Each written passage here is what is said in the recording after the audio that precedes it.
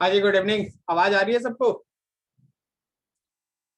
एक बार उधर से रिस्पॉन्स कर दो, आवाज क्लियर है ना? Yes sir. चलो बढ़िया। अभी देखो, पिछले दिन जहां तक हम लोग डिस्कस किए थे वहां तक किसी को कोई डाउट है क्या? नहीं तो हम लोग का अगला सेक्शन एकदम आपका इंतजार कर रहा है, that is vector. United dimension तक खत्म किए थे। आप में तो कोई स्टूडेंट ऐसे हैं क्या जो न्यू है, जिनका मतलब कोई क्लास ऐसा है जो छूट गया है पीछे वाला? सर हाँ मैं सर मेरा पहला क्लास है। कमल, आपका पहला क्लास है आज? Yes sir.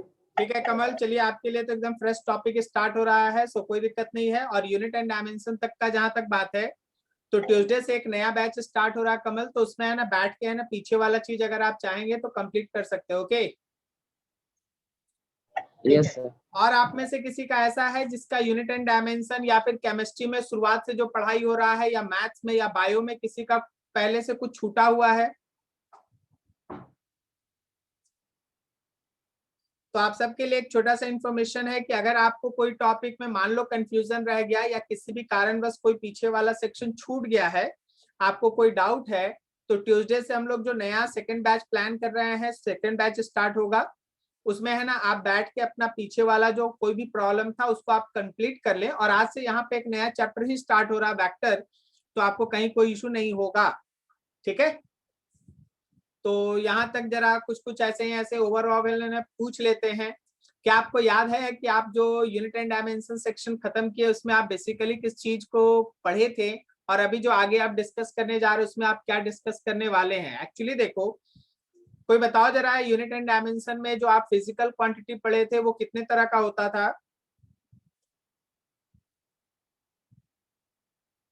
2 तरह का। हाँ, रिस्पॉन्स करो, चलो कुछ कुछ आंसर दो। अभी बहुत कोई आ रहे हैं, ऐड हो रहे हैं, तो हम लोग थोड़ा बात कर ले, तब तक फिर आगे धीरे धीरे बढ़ेंगे। 2 टाइप्स। 2 टाइप, चलिए ठीक है। आप पढ़े थे, उसमें कौन कौन सा टाइप था वो? Fundamental physical quantity and derived physical quantity. हाँ, very good. Fundamental physical quantity and derived physical quantity. और उन सब में एक चीज कॉमन था क्या ना, कि उन सब के पास एक न्यूमेरिकल वैल्यू था और उसका एक प्रॉपर यूनिट था।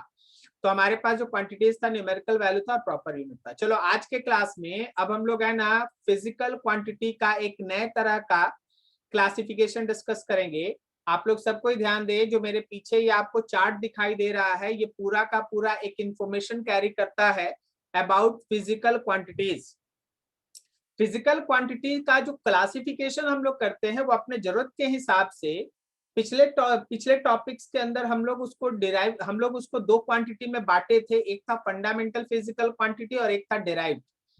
फंडामेंटल फिजिकल क्वांटिटी कौन था? तो वो था जिसका खुद का सेल्फ एग्जिस्टेंस है, जो किसी दूसरे पे डिपेंड नहीं करता था, जिसमें मास था, लेंथ था, टाइम था, टेम्परेचर था, ल्यूमिनस इंटेंसिटी, ऐसे करके 7 क्वांटिटीज था।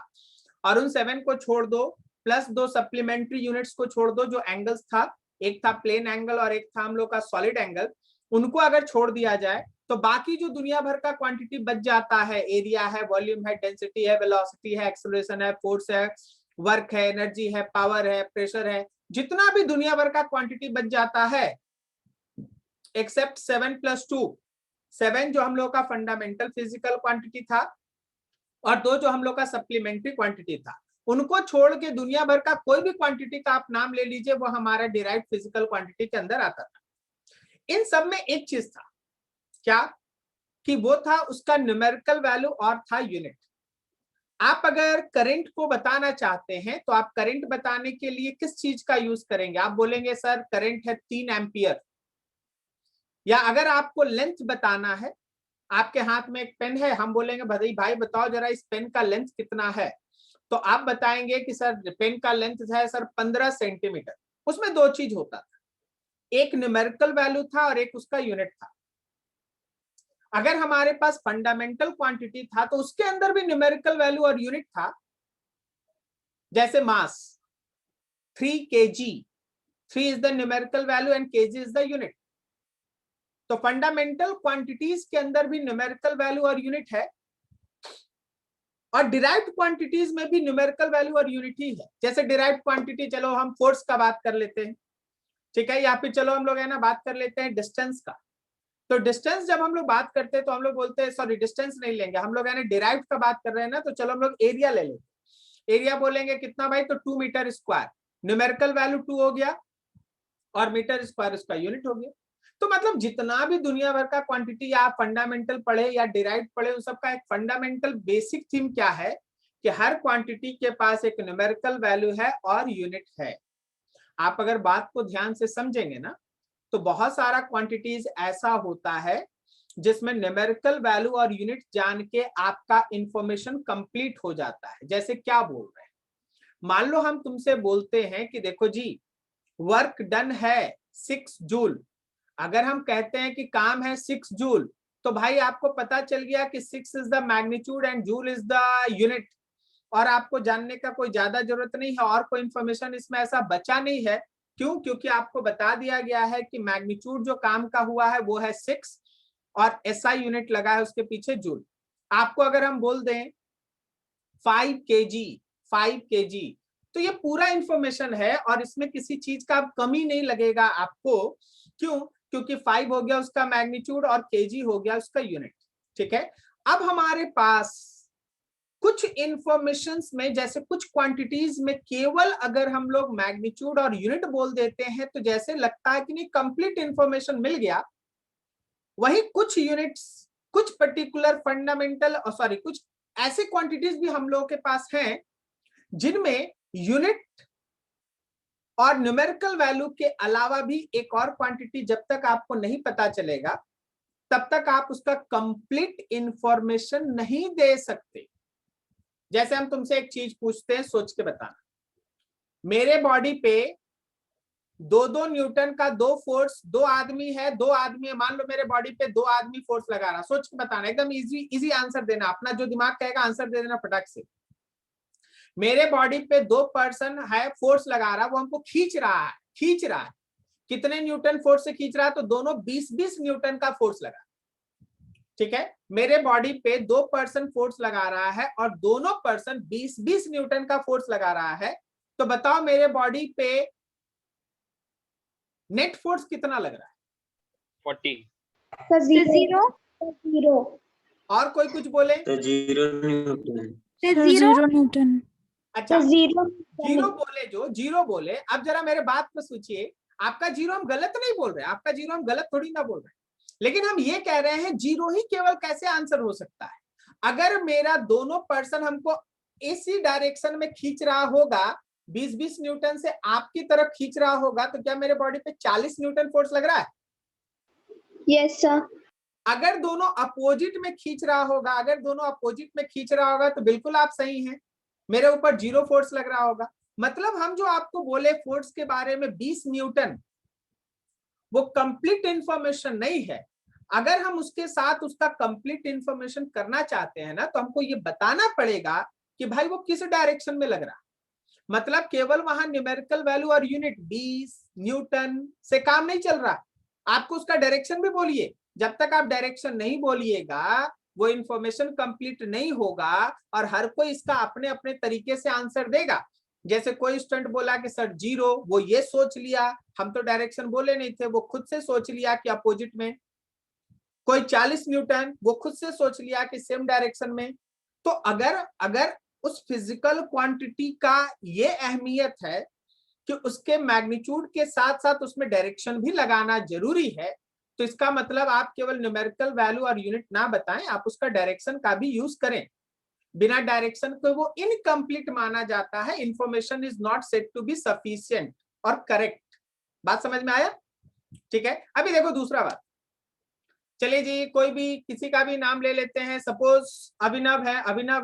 अभिनव, आपका घर कहाँ है?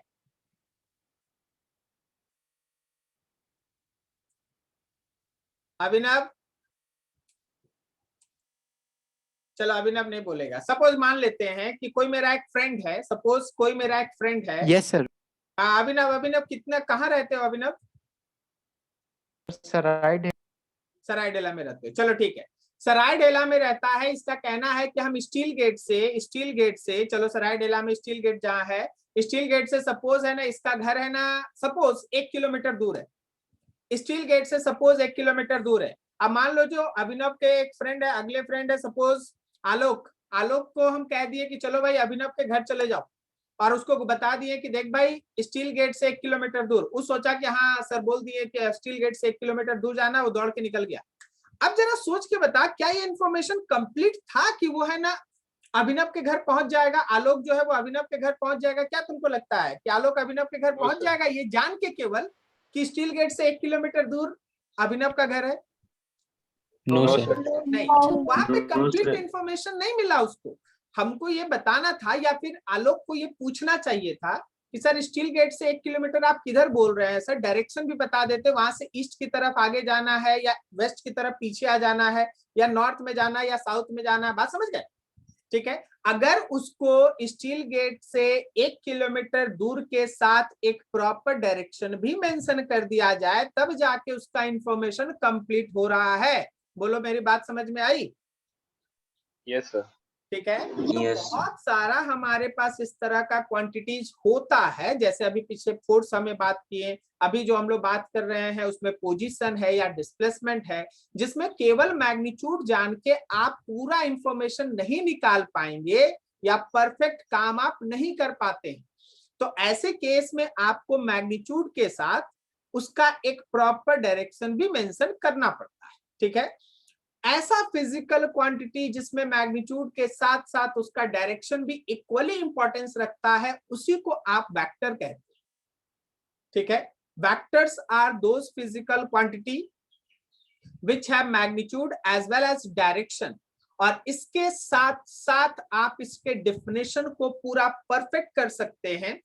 Vectors are those physical quantities which have magnitude as well as direction and which follows vector algebra, which follows vector algebra. अब ये वेक्टर अलजेब्रा क्या हो गया, चल बताएंगे, आज खाली इंट्रोडक्शन है, आपको उसके बारे में लगभग हर चीज आपको बता दिया जाएगा, फिर छोटा छोटा चीज हम लोग है ना डिस्कस करेंगे फिर आगे।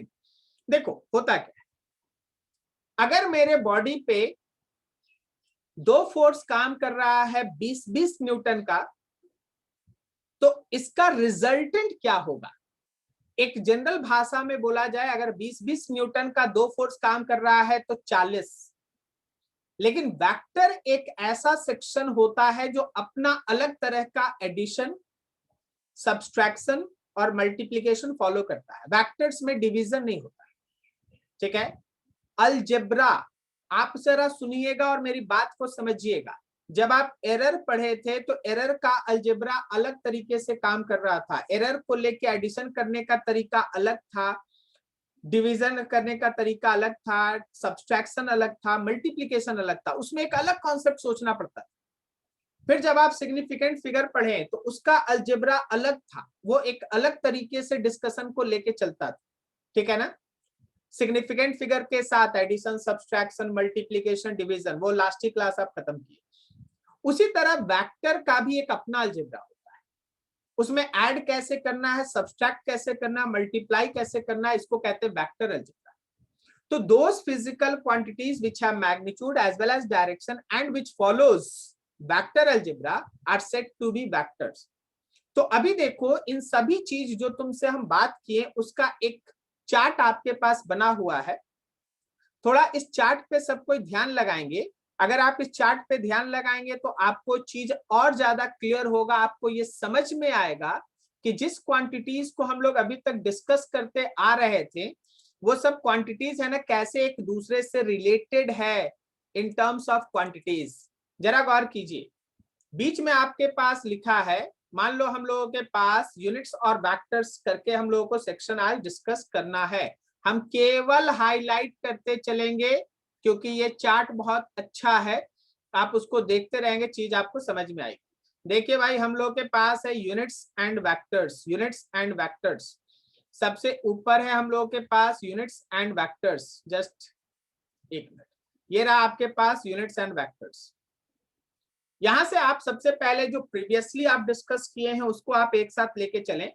तो हमारे पास यूनिट्स आता है, यूनिट्स के अंदर अगर आप चलेंगे तो हमारे पास क्वांटिटीज को हम लोग 2 पार्ट में मेनली डिवाइड कर दिए थे। एक था फंडामेंटल फिजिकल क्वांटिटी और एक था derived physical quantity. Left hand side में देख लो, फंडामेंटल फिजिकल क्वांटिटी है तो ये रहा हम लोगों के पास एक एक करके, मास हो गया हम लोगों के पास, लेंथ हो गया, टाइम है, इलेक्ट्रिक करंट है, टेम्परेचर है, और आपके पास ल्यूमिनस इंटेंसिटी है जिसका यूनिट होता है कैंडेला, और फिर अमाउंट ऑफ सब्सटेंस है जिसका यूनिट होता है मोल।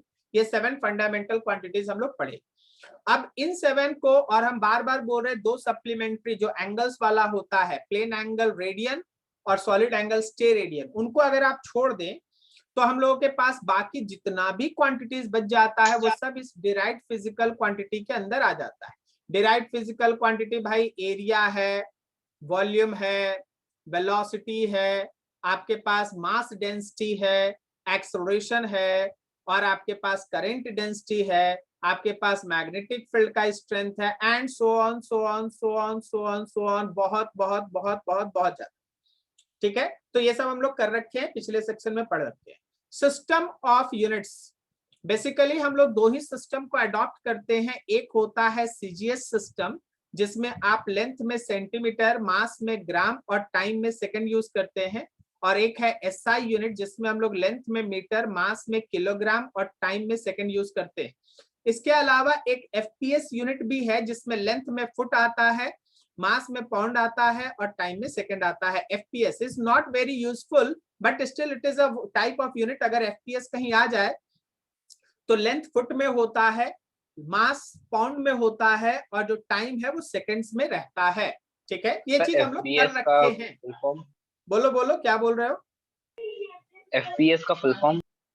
फुट पाउंड सेकंड, वही नीचे लिखा है ना, देख रहे हो ना, फुट पाउंड सेकंड, नीचे में वही लिख रहा है। आप लोगों को शायद देखने में दिक्कत हो रहा है, रुक जाइए हम उसको और बड़ा कर देते हैं। ठीक है, ये अभी फुट पाउंड सेकेंड वही नीचे में लिखा हुआ। ओके, ठीक है, तो ये हम लोगों के पास है ना अलग अलग तरह का क्वांटिटीज है, यूनिट्स है, जो हम लोग पिछले सेक्शन में डिस्कस करके रखे। अब देखो, इन्हीं पर्टिकुलर क्वांटिटीज को आज हम लोग अपने जरूरत से एक नए तरह के क्लासिफिकेशन में ढालने वाले। हमारे पास फिजिकल क्वांटिटीज है, फिजिकल क्वांटिटीज है। अब इन्हीं फिजिकल क्वांटिटीज का आज हम लोग क्लासिफिकेशन करेंगे कि किनको करेक्ट या पूरी तरह से जानने के लिए केवल मैग्नीट्यूड चाहिए, और किनको पूरी तरह से जानने के लिए मैग्नीट्यूड और डायरेक्शन दोनों चाहिए। तो अभी देखो, physical quantities further divided in 2 types. One is called scalar, one is called scalar, and for knowing the true value और overall whole value of that scalar or information we need only magnitude। हम लोग को केवल उसका magnitude चाहिए होता है। Magnitude का मतलब हो गया भाई न्यूमेरिकल यूनिट और यूनिट, न्यूमेरिकल वैल्यू और साथ में यूनिट, ये हो गया स्केलर्स। नहीं रहा है scalars are those physical quantities, scalars are those physical quantity which have numerical value plus unit together, we can say that it is magnitude। Scalars वो होता है जिसमें मैग्नीट्यूड हो केवल, और मैग्नीट्यूड जान के आपको उसका पूरा इंफॉर्मेशन मिल जाता है। जैसे अगर आप लिखना ही चाहते हैं तो मान लीजिए आप लिखे हैं टेम्परेचर, तो अगर हम बोलेंगे कि भाई अपने रूम का टेम्परेचर बताओ, तो आपके रूम का टेम्परेचर अगर 32 डिग्री सेंटीग्रेड है तो केवल 32 डिग्री सेंटीग्रेड बोलने से आपके रूम के टेम्परेचर का पूरा इंफॉर्मेशन आ जाता है। अब कोई हमको ये नहीं बोलना चाहिए कि सर मेरे रूम के टेम्परेचर में ईस्ट में 32 है और वेस्ट में है ना सर इतना है, और अप में उतना है, डाउन में इतना, ऐसा तो होगा नहीं। रूम का टेम्परेचर अगर 32 डिग्री सेंटीग्रेड है तो ये ओवरऑल रूम का टेम्परेचर 32 डिग्री सेंटीग्रेड। सो केवल न्यूमेरिकल वैल्यू 32 और डिग्री सेंटीग्रेड यूनिट इतना जान के हमको पता चल गया कि हाँ भाई आपके क्या कहना चाह रहे हैं, और ये पूरा इंफॉर्मेशन कंप्लीट है। अभी मान लो जैसे हम बोलेंगे भाई अपना हाइट बताओ, अपना हाइट बताओ, तो कोई बोला कि सर मेरा हाइट जो है, मेरा हाइट मतलब लेंथ, ओके, मेरा हाइट सर है ना 5 फीट सपोज है ना 6 इंच है, 5 फीट 6 इंच है। तो ये जो हाइट आप बताएं 5 फीट 6 इंच, अब हमको इसके बाद ये जानने का जरूरत नहीं है कि ये ईस्ट में है, वेस्ट में है, नॉर्थ में बैठ के, साउथ में क्या हुआ, हमको इसके साथ डायरेक्शन ही चाहिए। अगर हम आपका लेंथ हाइट पूछे हैं, हाइट मतलब लेंथ हो गया, तो वो केवल इस मैग्नीट्यूड से ही है ना सफिशिएंटली सब कुछ पता चल जाता है। तो ऐसा फिजिकल क्वांटिटी जिसमें केवल मैग्नीट्यूड हो, कोई प्रॉपर डायरेक्शन का जरूरत ना हो या नहीं होता है, वैसे फिजिकल क्वांटिटीज को आप स्केलर्स कहते हैं। ठीक है, चलिए यहां तक तो हुआ बात। कोई और स्केलर क्वांटिटी का नाम बोलो, आप में से कोई बताओ कुछ scalar quantities. Speed. Speed, very good. Speed जैसे आप बोलेंगे तो आप स्पीड बोलेंगे ना कि सपोज 10 मीटर पर सेकेंड इज द स्पीड, उसमें डायरेक्शन लगाने का जरूरत नहीं है, 10 मीटर पर सेकेंड इज द स्पीड। ठीक है, लेकिन अब हम लोग आगे बढ़ते हैं, जो पूरा का पूरा सेक्शन है जिसपे आपको बहुत काम करना है, और वो है हम लोगों के पास vectors. Vectors are those physical quantities which have magnitude, which have proper direction, and it must follows vector algebra, और वो वेक्टर अलजेब्रा को फॉलो अप करना चाहिए। जब कोई फिजिकल क्वांटिटी के कंप्लीट इंफॉर्मेशन के लिए मैग्नीट्यूड जानने के साथ साथ डायरेक्शन भी जानना पड़ता है, तो वैसे ही फिजिकल क्वांटिटी को हम लोग है ना वेक्टर कहते हैं। तो वेक्टर्स वो है जिसमें न्यूमेरिकल वैल्यू होगा भाई, यूनिट भी होगा, और इसके साथ एक प्रॉपर डायरेक्शन भी होगा। न्यूमेरिकल वैल्यू होगा, यूनिट भी होगा, और उसके साथ एक प्रॉपर डायरेक्शन भी होगा। तो vectors are those physical quantities which have magnitude as well as direction and which follows, और इन सब के साथ मस्ट फॉलो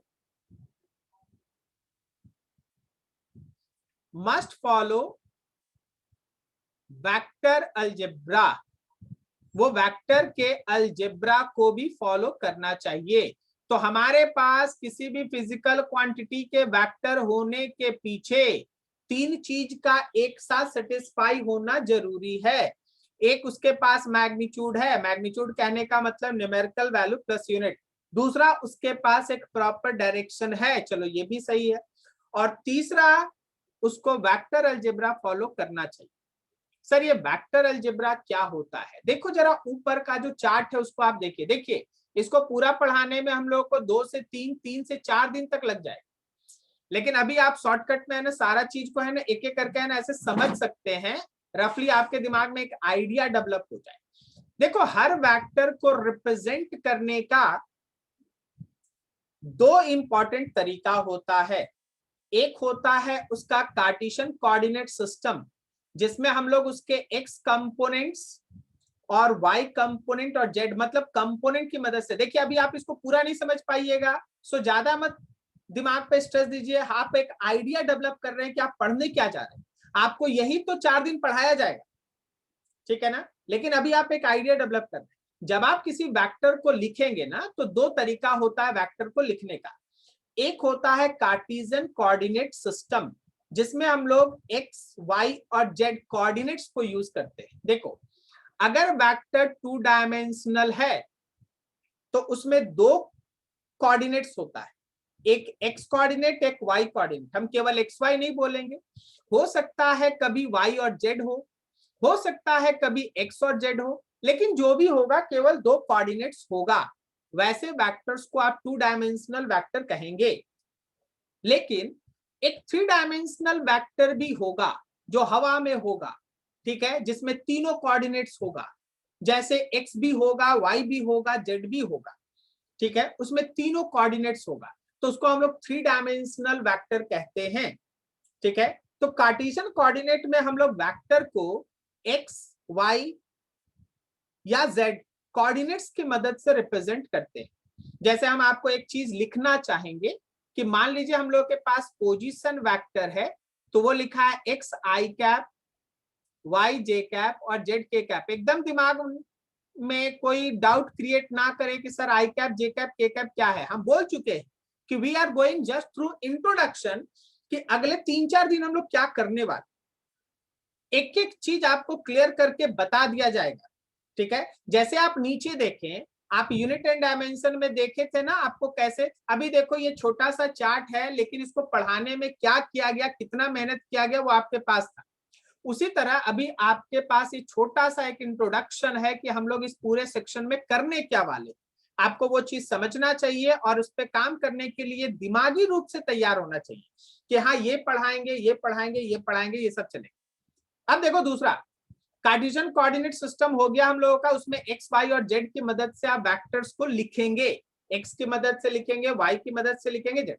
और दूसरा होता है जिसको हम लोग पोलर कोऑर्डिनेट सिस्टम में वेक्टर्स लिखेंगे। इसमें क्या होगा कि आप वेक्टर को एरो से रिप्रेजेंट करेंगे और वेक्टर का जो एरो है वो हमारे एक्सिस के साथ कुछ एंगल फॉर्म करेगा, मान लो ये थीटा बनाए, ठीक है। तो वेक्टर को एरो से हम लोग दिखाएंगे और वेक्टर जो है वो एंगल फॉर्म करेगा। तो Cartesian sorry polar coordinate system में आर होता है, आर मतलब होता है इस वेक्टर का मैग्नीट्यूड यहां से यहां तक, और उस आर के बेसिस पे एक एंगल थीटा होता है और इसके बेसिस पे आप वेक्टर को दिखाते हैं, ठीक है। तो वेक्टर को दिखाने का दो तरीका है जिसमें हम लोग धीरे धीरे स्टडी आगे बढ़ाएंगे। एक है कार्टेशियन कोऑर्डिनेट सिस्टम और एक है पोलर कोऑर्डिनेट सिस्टम। पोलर का मतलब होता है वेक्टर बना देंगे और एंगल दिखा देंगे, और कार्टेशियन कोऑर्डिनेट सिस्टम का मतलब होता है कि वेक्टर को एक्स, वाई और जेड कंपोनेंट्स के थ्रू, कोऑर्डिनेट्स के थ्रू हम लोग दिखाएंगे। और हर चीज पे आपको बेहतरीन काम करना है, पूरा सफिशिएंट टाइम लेके काम करना है। चलिए, representation of vector can be shown in this वे, और धीरे धीरे हम लोग आगे। हाँ बोलो जी। Example of 3D vector. हाँ सुनो ध्यान से, एग्जाम्पल ऑफ 3D वेक्टर में अगर आप चाहते हैं तो हम आपके सामने एक छोटा सा है ना इमेज हम आपको रखना चाहते हैं ताकि आप चीज देख ले जो आपके सामने आने वाला है।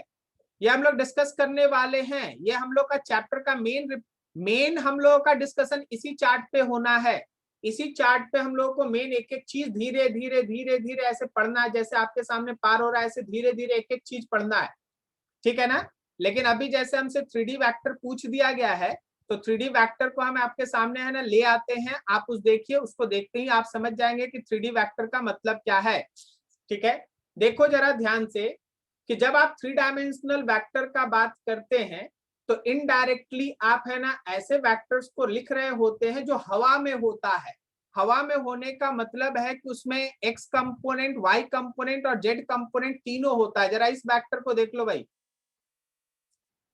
देख रहे हो, P एक पॉइंट है, ये आपको चैप्टर्स के अंदर एक एक से अच्छे से कराया जाएगा।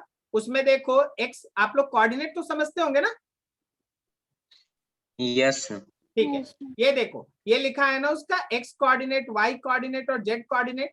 तो ये मेरा वेक्टर है, हवा में है, जिसमें x की तरफ का उसका हिस्सा 2 है, ये x है भाई, y की तरफ का उसका हिस्सा 3 है और z की तरफ का उसका हिस्सा 5 है। बात समझे क्या? यस तो ये है 3 डायमेंशनल वेक्टर, ठीक है। मेन डिस्कशन आपके इसी सीट पे होने वाला है, एक एक चीज एक्सप्लेन होने वाला। अभी तो जस्ट हम लोग इंट्रोडक्शन देख रहे हैं वेक्टर का, कि वेक्टर में है ना हम लोग क्या क्या करने वाले, ठीक है। क्या आपको समझ में आ गया ये 3 डायमेंशनल वेक्टर कैसे हवा में आएगा, ऐसे आएगा, ठीक है। अब देखो जरा आगे बढ़ो, अब थोड़ा सोचो कि वेक्टर्स का एडिशन और मल्टीप्लीकेशन क्या है। एडिशन में जिसको हम लोग कहते हैं वेक्टर अलजेब्रा। कोई भी ये ना सोचे कि इस 10 मिनट में आपका वेक्टर खत्म होने वाला है। ये 10 मिनट तो बताया जा रहा है कि अगले 3-4 दिन में आप क्या पढ़ेंगे, ठीक है। सो जरा देखना ध्यान से, वेक्टर का अलजेब्रा जब बोला जाता है तो उसका मतलब क्या होता है? मतलब होता है मेनली दो ही चीज, वेक्टर्स का एडिशन और वेक्टर्स का मल्टीप्लीकेशन। बिलीव मी, एक बात का ध्यान रखना, वेक्टर में ना सब्सट्रैक्शन होता है ना डिवीजन होता है। लेकिन सर अभी तो आप थोड़ी देर पहले बोले थे कि सब्सट्रैक्शन होता है। वेक्टर का जो सब्सट्रैक्शन है वो एडिशन से ही निकला हुआ चीज होता है। वो जब आपको पढ़ाया जाएगा वेक्टर सब्सट्रैक्शन तो आपको समझ में आएगा। लेकिन अभी आप अपने आप को फोकस रखें कि वेक्टर अलजेब्रा का मतलब है addition and multiplication. Subtraction addition का ही एक हिस्सा है, ठीक है। जैसे हम तुमसे क्या बोले कि देखो जी 4 को ऐड करो, सुनना ध्यान से, 4 को ऐड करो -3 के साथ। जब हम बोलेंगे 4 को ऐड करो -3 के साथ तो इनडायरेक्टली तो आंसर 1 आएगा ना आपका। यस ठीक है। तो वेक्टर का सब्सट्रैक्शन इसी तरीके से काम होगा, लेकिन अभी आप ध्यान दें, वेक्टर का एडिशन कहने का मतलब होता है वेक्टर का रिजल्टेंट निकालना। उसमें आप ये दो चीज जो देख रहे हैं, ये दो चीज जो आप देख रहे हैं वो वेक्टर के एडिशन कॉन्सेप्ट पे बेस्ड है, ऐड करना है, और ये दोनों ये कहलाता है वेक्टर का मल्टीप्लिकेशन। वेक्टर के मल्टीप्लिकेशन का भी दो टाइप है, जो ऊपर वाला आपको दिखाई दे रहा है वो एक कहलाता डॉट है भी डॉट मतलब प्रोडक्ट, और जो नीचे वाला है वो कहलाता है क्रॉस प्रोडक्ट। ठीक है, this is all about what we are going to discuss in this chapter vector. अभी आपको ये पूरा का पूरा चार्ट एक बार में दिमाग में बैठेगा ऐसे कि आप फिजिकल क्वांटिटी को फंडामेंटल और डिराइव्ड में आप डिवाइड किए थे, दोनों में न्यूमेरिकल वैल्यू और यूनिट था। आप फिजिकल क्वांटिटी को आज स्केलर और वेक्टर में डिराइव कर रहे हैं। इन दोनों में स्केलर के पास केवल न्यूमेरिकल वैल्यू और यूनिट है, मैग्नीट्यूड है केवल।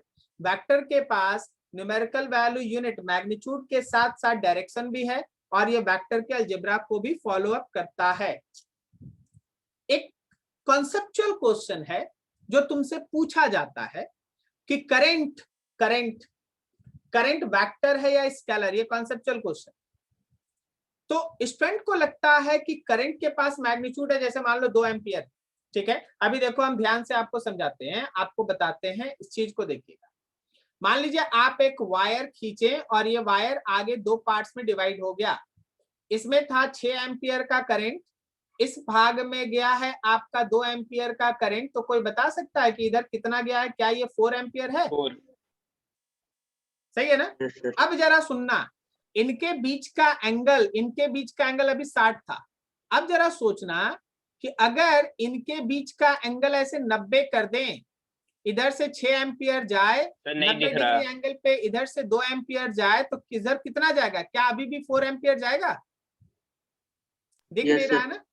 तो नहीं दिख रहा। अब देखो, क्या अभी दिख रहा है? 6 एम्पियर में से 2 Yes, sir. एम्पियर ऊपर चला गया, तो इधर तो अभी भी 4 एम्पियर ही जा रहा है ना? ठीक है, मतलब वायर्स के बीच का ये एंगल से आपको इस रिजल्टेंट पे कोई फर्क नहीं पड़ता है। देखो, करंट जो है, करंट के पास मैग्नीट्यूड है, करंट के पास डायरेक्शन है, लेकिन वो वेक्टर का अलजेब्रा फॉलो नहीं करता, इसलिए उसको वेक्टर नहीं बोलते हैं। याद रखना, हम क्या बोल रहे हैं? हम आपको ये बोल रहे हैं कि current have magnitude and direction. Current के पास मैग्नीट्यूड भी है, डायरेक्शन है, but it does not follows vector algebra, so it is not a vector, इसलिए ये वेक्टर नहीं है। करंट के पास मैग्नीट्यूड है, करंट के पास डायरेक्शन है, लेकिन फिर भी वो वेक्टर का अलजेब्रा फॉलो नहीं करता, इसलिए उसको वेक्टर नहीं कहेंगे। सो फिर से ध्यान से सुनना, कोई अगर तुमको ये बोले कि वेक्टर के पास केवल मैग्नीट्यूड और डायरेक्शन होता है, तो समझ जाना कि अगेन पूरा है। वेक्टर के पास मैग्नीट्यूड और डायरेक्शन के साथ साथ उसको वेक्टर का अलजेब्रा भी फॉलो करना चाहिए। जब हमारे पास ये वेक्टर अलजेब्रा वाला वर्ड सेटिस्फाई होगा, तभी we can finally say that quantity is said to be vector. Is this clear? Is this clear? Yes, sir. ठीक है, तो देखो भाई, करंट के पास डायरेक्शन किधर होता है सर? किसके पास? करंट के पास आप वायर जिधर मोड़ दीजिएगा उधर ही करंट जाएगा ना, हवा में तो करंट जा नहीं सकता। अब मान लो मेरा हाथ ऐसे है तो करंट इधर जाएगा, अब मेरा हाथ ऐसे होगा तो करंट इधर जाएगा, अब मेरा फिंगर आ गया, हम ऐसे दो स्प्लिट कर दिए तो करंट इसमें डिवाइड हो जाएगा। आप अगर इन फिंगर के बीच का एंगल बढ़ाएंगे तो करंट है ना अलग अलग डायरेक्शन में जाएगा। लेकिन उसमें अलजेब्रा करके कुछ नहीं है, वो सिंपल मैथमेटिक्स चलता है कि 6 एम्पियर है तो एक तरफ 2 एम्पियर गया तो एक तरफ 4 जाएगा। बोलो सही है? ठीक है, तो वायर का जो डायरेक्शन है आपके करंट का वही डायरेक्शन है। आप ये मत सोचिए कि हवा में करंट घूमेगा, आपका वायर जिधर होगा करंट उधर ही जाएगा। लेकिन फिर से हम बोलना चाहेंगे, हम स्ट्रेस कर रहे हैं, क्योंकि आप तय रखो कि आपके पास ये क्वेश्चन कहीं ना कहीं तो आपको आ ही जाएगा कि explain why current have magnitude as well as direction but still it is not a vector because it does not follows vector algebra. उसका एडिशन, सब्सट्रैक्शन और मल्टीप्लिकेशन वेक्टर रूल से नहीं होता, इसलिए उसके पास मैग्नीट्यूड और डायरेक्शन होने के बावजूद उसको हम वेक्टर क्वांटिटी में काउंट नहीं करते। क्या आप लोगों को मेरी बात समझ में आई? यस ठीक है, तो ये पूरा का पूरा चार्ट है जी, जहां से हम लोग आज है ना अपना क्लास स्टार्ट कर रहे हैं। This is all about introduction of this vector. I hope सो आप है ना इसको एंजॉय करेंगे। ये बहुत बड़ा सेक्शन होगा और एक लाइन जो भी आपके सीनियर होंगे, जो भी आपके कोई भैया होंगे, दीदी होंगे जो साइंस से रिलेटेड होंगे, उनसे पूछ लेना बिना वेक्टर के फिजिक्स नहीं। एक बात ध्यान रखना, बिना वेक्टर के फिजिक्स नहीं, ठीक है। आपको कहीं भी दिक्कत होगा ड्यूरिंग प्रोपगेशन, जैसे हम लोग धीरे धीरे पढ़ेंगे, उसमें अगर आपको कहीं भी दिक्कत होगा एकदम क्लियरली पूछिए। इतना हम लोग है ना छोटा छोटा चीज से चलेंगे कि आपको कहीं प्रॉब्लम नहीं होने देंगे। बस आपको दिमाग खुला रखना है और मेरे साथ कोऑर्डिनेट करते हुए डिस्कस करते रहना है, ठीक है। आई होप सो हम लोग के पास एक अच्छा डिस्कशन स्टार्ट हो रहा है, ठीक है। तो हम लोग है ना उस पर आगे बढ़ते हैं, वेक्टर, ठीक है। चलो जी अपना डिस्कशन स्टार्ट करें।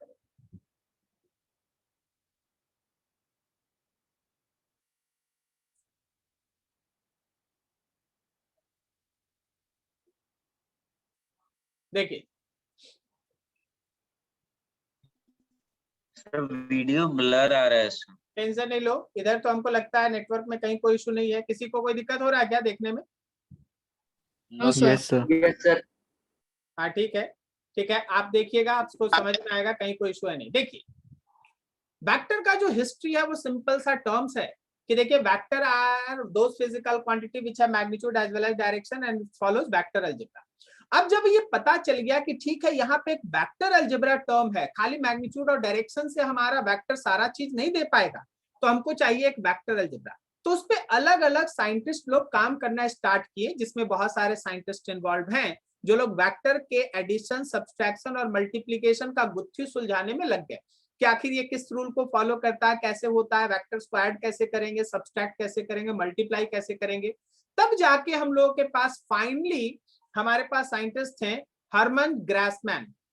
हरमन ग्रासमैन साइंटिस्ट थे जो हम लोग को सबसे पहले वेक्टर के कॉन्सेप्ट के बारे में बताएं कि आखिर वेक्टर अलजेब्रा का मतलब होता क्या है, या वेक्टर जो फिजिकल क्वांटिटी है उसको आप रिप्रेजेंट कैसे करें, उसको आप हैंडल कैसे करें, उसको आप कंपोनेंट्स में कैसे तोड़े, उसको ऐड कैसे करें, सब्सट्रैक्ट कैसे करें और मल्टीप्लाई कैसे करें। तो हमारे साइंटिस्ट थे हरमन ग्रासमैन, जो हमारे पूरे वेक्टर के कॉन्सेप्ट को है ना एक्सपेंड किए, अलजेब्रा को डेवलप किए, ठीक है। तो आपके पास बेसिकली दो तरह का फिजिकल क्वांटिटी, उन्हीं के थ्रू हम लोग है ना धीरे धीरे है ना स्टार्ट कर रहे हैं। एक है हम लोग के पास वेक्टर और एक है हम लोग के पास scalar. Scalars are those physical quantity which have only magnitude, जिसके पास केवल मैग्नीट्यूड होता है, और vectors are those physical quantity जिसके पास मैग्नीट्यूड होगा, जिसके पास डायरेक्शन भी होगा, and which follows vector algebra, and which follows vector algebra, ठीक है। अभी हम लोग का इस पे एक अच्छा खासा डिस्कशन हो चुका है। तो हमारे पास स्केलर्स के पास केवल मैग्नीट्यूड होता है, लेकिन याद रखा जाए कि वेक्टर के पास मैग्नीट्यूड के साथ डायरेक्शन भी होता है, और इतना ही नहीं, वो वेक्टर के अलजेब्रा को भी फॉलो करता है। अगर किसी क्वांटिटी के पास मैग्नीट्यूड है, डायरेक्शन है, लेकिन वो वेक्टर के अलजेब्रा को फॉलो नहीं करता, तो याद रखना कि वो वेक्टर नहीं है। तो स्केलर्स बाय डेफिनेशन आपके सामने, जिससे आप एक अच्छा सा नोट्स बना पाएंगे, इसलिए आपको सारा चीज लिख दिया गया है कि मान लो जैसे हमारे पास कोई एक पर्टिकुलर बॉडी है जिसका टेम्परेचर है 21 डिग्री सेंटीग्रेड या 70 Fahrenheit. This information is almost completed in itself. जो ये केवल न्यूमेरिकल वैल्यू और यूनिट दे दिया गया, ये न्यूमेरिकल वैल्यू और यूनिट ही अपने आप में कंप्लीट इंफॉर्मेशन रखता है। तो स्केलर क्वांटिटीज का कौन कौन सा एग्जांपल्स है, तो याद रखना, मास हो गया, डिस्टेंस हो गया, एवरेज स्पीड हो गया, इंस्टेंटेनियस स्पीड हो गया, energy, pressure, temperature, density, charge etcetera, these are the scalar quantities. Scalar quantity जो है वो सिंपल अर्थमेटिक लॉज को फॉलो करता है। मतलब जो आप अभी तक एडिशन, सब्सट्रैक्शन, मल्टीप्लिकेशन और डिवीजन फॉलो किए हैं, आपका स्केलर क्वांटिटी उसी को फॉलो करता है, तो उसमें कोई दिक्कत नहीं है, आप ऐसे समझे, उसमें कोई दिक्कत नहीं है। आप सिंपल अर्थमेटिक जो अलजेब्रा फॉलो करते हैं उसी के थ्रू एडिशन, सब्सट्रैक्शन, मल्टीप्लिकेशन और डिवीजन करेंगे in case of scalar physical quantities. ठीक है, इन सब पे बात हमारी हो चुकी है। हाँ, यहाँ आए हम लोग फिर से एक बार वेक्टर का एक बार डेफिनेशन देख ले और वहां से आगे बढ़ते हैं। ठीक है, तो कोई भी ऐसा फिजिकल क्वांटिटी जिसके पास हम लोगों के पास उसके पास कंप्लीट स्पेसिफाई करने के लिए required not only a number and a unit, केवल न्यूमेरिकल वैल्यू नहीं चाहिए, उसके साथ उसका एक डायरेक्शन भी चाहिए, and which follows law of vector algebra are known as vector. तो जब आप इसका नोट्स बनाएंगे, you have to write down in this way कि vectors are those physical quantity in order to be completely specified, पूरा का पूरा information देने के लिए requires not only a number and a unit. बताओ तो नंबर एंड अ यूनिट में क्या बोला जा रहा है? नंबर वैल्यू प्लस उसका यूनिट। हाँ, मतलब मैग्नीट्यूड, केवल मैग्नीट्यूड नहीं चाहिए but also a direction in space, उसको ये भी बताना पड़ेगा कि वो किस डायरेक्शन में है, and also follows law of vector algebra, जो वेक्टर के अलजेब्रा को फॉलो करे। ठीक है, अब यहाँ पे देखो एग्जांपल्स में वेक्टर क्वांटिटी भरा पड़ा है, जो आपको है ना 11-12 मिला के पढ़ना है। डिस्प्लेसमेंट है, वेलोसिटी है, एक्सेलरेशन है, फोर्स है, मोमेंटम है, इंपल्स है, angular momentum and so on so on so on so on so on. ठीक है, ये सब चीज आपके पास लिखा हुआ है, आप ध्यान रखेंगे। अब थोड़ा आगे रिप्रेजेंटेशन ऑफ वेक्टर, वेक्टर का रिप्रेजेंटेशन हमेशा ध्यान रखना कि वेक्टर को हम लोग है ना एरो की मदद से रिप्रेजेंट करते हैं। Representation of vector will be complete if it gives us direction and magnitude. आप अगर किसी वेक्टर से डायरेक्शन और मैग्नीट्यूड दोनों दिखा रहे हैं तभी जाके उसका रिप्रेजेंटेशन कंप्लीट होता है। जब आप किसी फिजिकल क्वांटिटी को लिखते हैं, जरा मेरे टर्म को समझना, फिजिक्स के ट्रिक को समझना।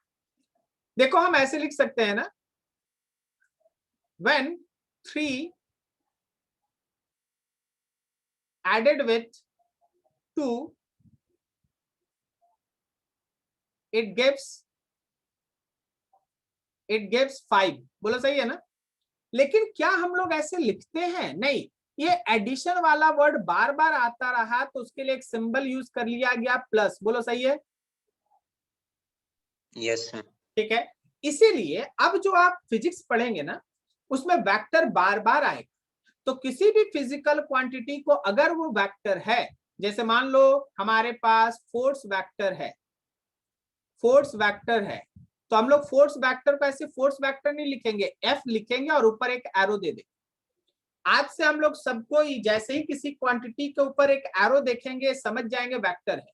जैसे हम लोगों के पास मान लो डिस्प्लेसमेंट वेक्टर, तो डिस्प्लेसमेंट वेक्टर इतना लिखना नहीं है, हम लोग सीधा डिस्प्लेसमेंट को डी से दिखाएंगे, एरो दे देंगे।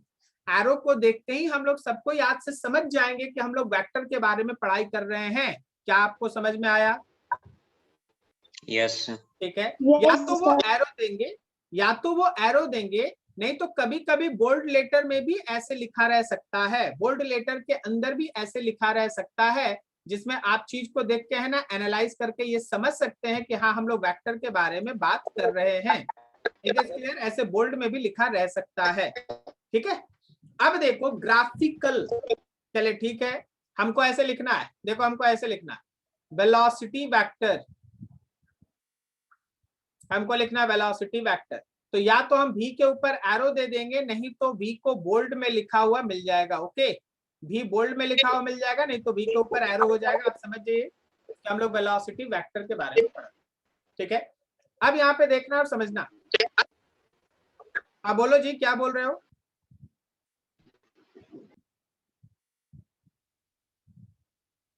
किसी को कोई डाउट है क्या?